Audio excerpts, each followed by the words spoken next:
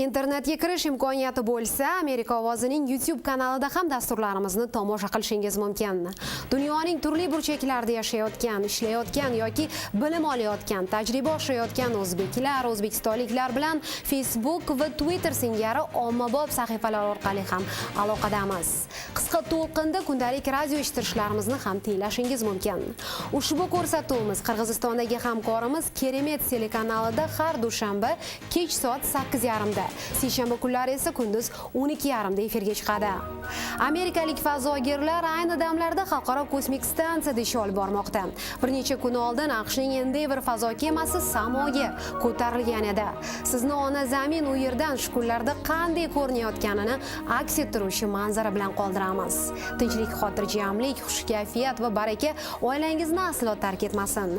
Amerika ovozi televideniyasining Washingtondagi studiyasidan men Navbahor Imamova. Yaxshi dam oling.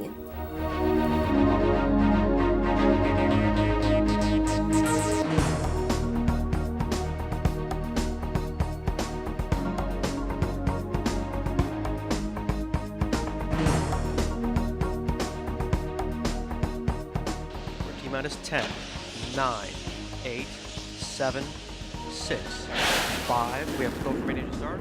2, 1, 0. Booster ignition and liftoff of Shuttle Endeavour with NASA's final space. I don't think space station's ever going to be the same after this.